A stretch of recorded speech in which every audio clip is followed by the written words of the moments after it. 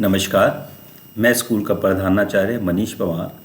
आज आपको आगामी सत्र 2024-25 जो 1 अप्रैल 2024 से शुरू होने जा रहा है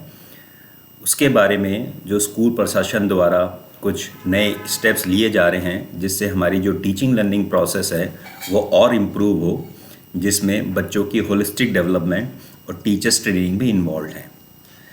तो मैं आपको अवगत कराना चाहूँगा कि काफ़ी सारी फैसिलिटीज़ हम नए सेशन 2024-25 में इंट्रोड्यूस करने जा रहे हैं, जिसमें सबसे इम्पॉर्टेंट स्टेप है installation of interactive flat panels. हम आईएफपी जो हैं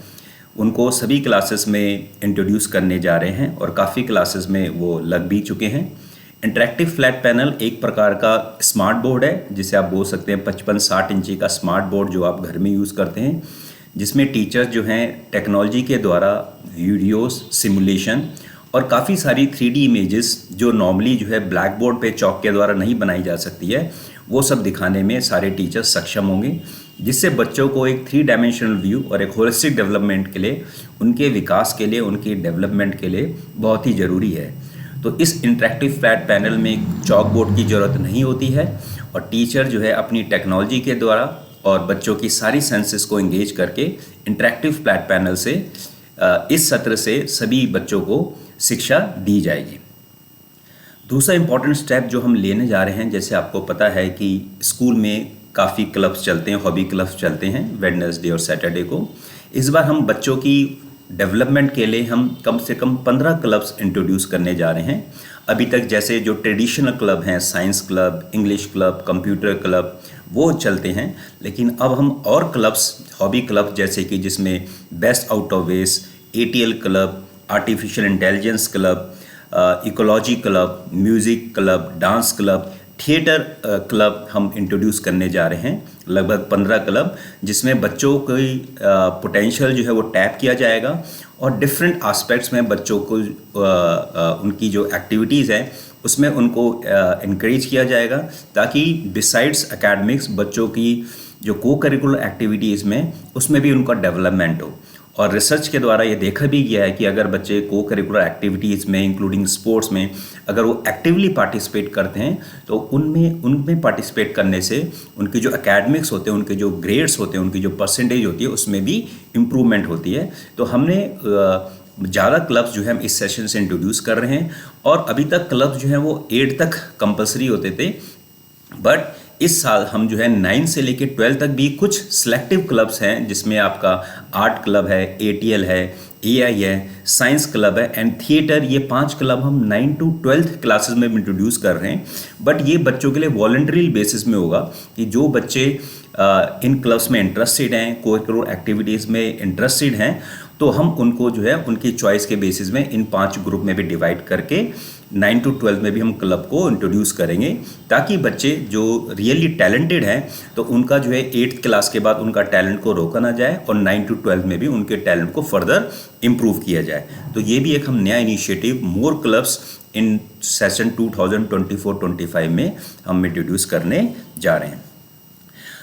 इंटर हाउस एक्टिविटीज़ हमारे बाल विद्या मंदिर स्कूल की एक बहुत ही इम्पॉर्टेंट आस्पेक्ट है। हम करीब 25 से 30 इंटर हाउस एक्टिविटीज़ हम कराते हैं। कुछ जो है वो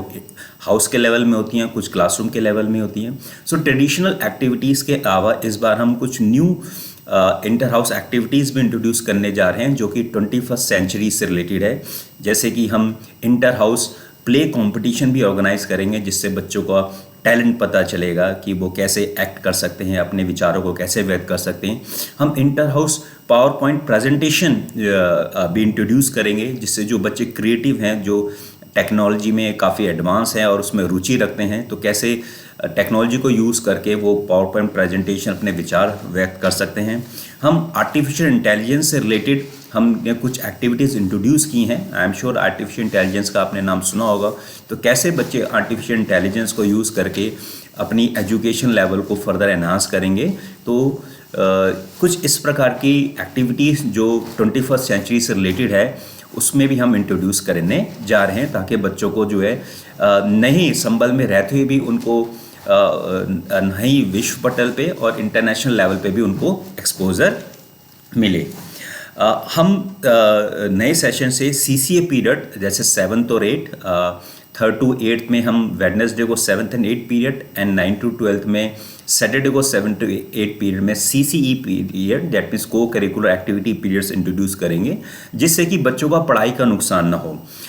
तो ये पर्टिकुलर पीरियड फिक्स कर दिए गए हैं। तो जो भी हमारी इंटर हाउस एक्टिविटीज़ होंगी या जो भी हमारे कॉम्पिटिशन्स होंगे, जो क्लब एक्टिविटीज़ होगी, वो इन्हीं CCA पीरियड में होगी, जिससे अगर जो बच्चे इसमें पार्टिसिपेट करते हैं तो उनका जो है एकेडमिक लॉस नहीं होगा। तो इससे जो पेरेंट्स और बच्चे जो एकेडमिकली साउंड हैं और वो पढ़ाई का भी नुकसान नहीं करना चाहते हैं, लेकिन वो एक्टिविटीज़ में पार्टिसिपेट करना चाहते हैं, तो इन सब बातों का ध्यान रख के हमने पीरियड फिक्स कर दिए हैं वीक में 2, जैसे मैंने आपको बताया 3rd to 8th के लिए वेडनेसडे को 7th and 8th and 9 to 12th को सैटरडे को 7th and 8th पीरियड हमने CCA पीरियड फिक्स कर दिया है, जिसमें सारी एक्टिविटीज़ हुई करेंगी और जो बच्चे इन एक्टिविटीज़ में पार्टिसिपेट करेंगे तो उनका कोई एकेडमिक लॉस नहीं होगा।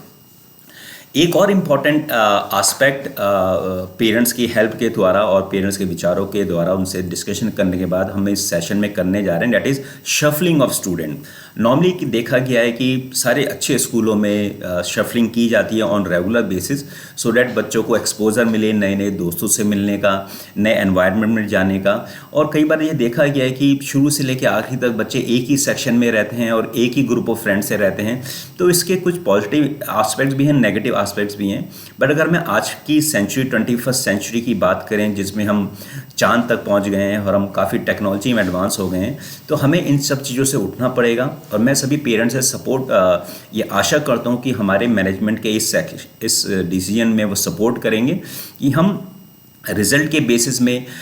जो बच्चे एकेडमिकली साउंड हैं और जो बच्चे एक्टिविटीज़ में एक्टिवली इन्वॉल्व हैं, तो उन सबको प्रॉपर तीनों सेक्शन में डिवाइड किया जाएगा on the basis of result, कि हर सेक्शन में है 90+ बच्चे भी होंगे, 80 to 90+ वाले बच्चे भी होंगे, एवरेज बच्चे भी होंगे, बिलो एवरेज बच्चे भी होंगे। तो सारे सेक्शन जो है वो इक्वली एकेडमिकली साउंड होंगे और सब में इक्वल टैलेंट होगा। बॉयज़ और गर्ल्स का रेशियो देखा जाएगा उसमें, कि ऐसा ना हो कि किसी सेक्शन में ज़्यादा गर्ल्स हों। तो ये रेगुलर फीचर है सभी अच्छे स्कूलों में, प्रोग्रेसिव स्कूल में ऑल ओवर इंडिया और वर्ल्ड में भी किया जाता है। तो इस सेशन में हम ये भी करने जा रहे हैं कि सारे बच्चों को 3rd से लेके 8 तक के बच्चे जो अगली क्लास में जाएंगे उनको शफल किया जाएगा, और बच्चे ताकि जो बोर्डम से अलग हों। कई पेरेंट्स को ये असुविधा हो सकती है कि बच्चों के दोस्त हैं इतने सालों से रह रहे हैं, बट मेरी सभी पेरेंट्स से आग्रह ये है कि उन दोस्तों के अलावा भी जो है हमें नए दोस्त बनाने चाहिए। नया एनवायरनमेंट मिलेगा, जब बच्चों को नया एनवायरनमेंट मिलेगा तो वो एक ऐसी सिचुएशंस में आते हैं कि वो डिसीजन लेने में सक्षम होंगे। क्योंकि देखा जाए कि जब बच्चे 2 या 3 साल बाद या कुछ सालों बाद जब वो 10th के बाद स्ट्रीम लेते हैं, तब उनकी दोस्ती यारी छूट जाती है, वो अलग अलग ग्रुप में हो जाते हैं। 12th के बाद जब अलग अलग जाते हैं तो अलग अलग यूनिवर्सिटीज़ में जाते हैं, अलग अलग कॉलेज में जाते हैं, तब वो दोस्ती यारी नहीं रहती। तो ये मेजर डिसीजन जो हम लेने जा रहे हैं, जो बच्चों के बिल्कुल होलिस्टिक डेवलपमेंट के लिए काफ़ी इंपॉर्टेंट है, कि बच्चे अलग अलग क्लास सेक्शन में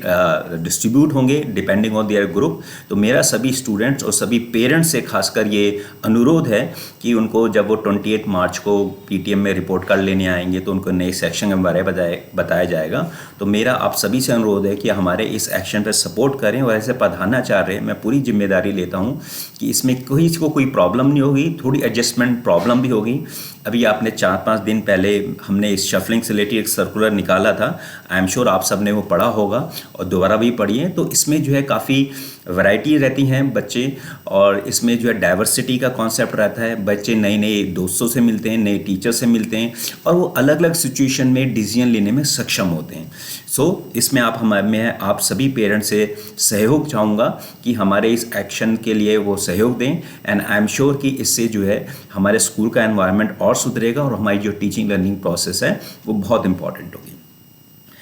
इसी सेक्शन से रिलेटेड अनदर पॉइंट है कि नेमिंग ऑफ सेक्शन, क्योंकि नॉर्मली देखा गया है कि सभी पेरेंट्स में अधिकतर दिया जाता है कि हमारा बच्चा जो है वो एक सेक्शन में ही हो, कि इर्रिस्पेक्टिव कि चाहे ए जो है एकेडमिकली अच्छा सेक्शन है या नहीं है। सो इसी प्रॉब्लम को रूल आउट करने के लिए हमने सेक्शंस के नए नेम हमने इंट्रोड्यूस करने जा रहे हैं, जो हमारी बिल्कुल नेशनल एजुकेशन पॉलिसी 2020 से रिलेटेड है। तो बजाय हम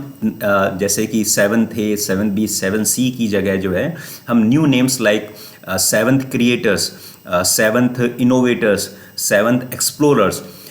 ये नाम हमने पॉजिटिव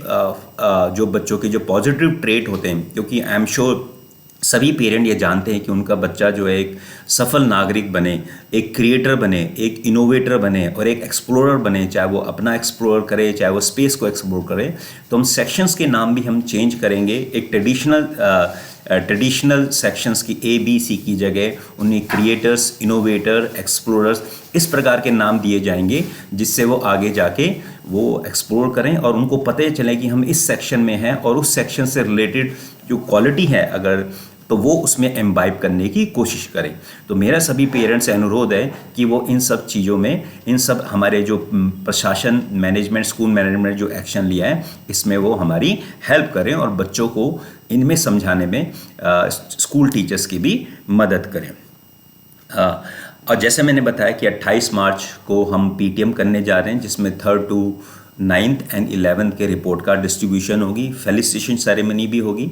जो फर्स्ट 3 रैंक होल्डर्स हैं they will be felicitated in auditorium, जिनको स्कूल क्लास टीचर उनको इन्फॉर्म कर देंगे और बाकी बच्चों को रिपोर्ट कार्ड उनके क्लासरूम में क्लास टीचर के द्वारा दिए जाएगी। और उसी दिन उनको जो है उनके नए सेक्शन और फ्री बुकलेट उनको डिस्ट्रीब्यूट कर दी जाएगी, ताकि 1 अप्रैल को जब नया सेशन खुले तो everybody is well prepared mentally and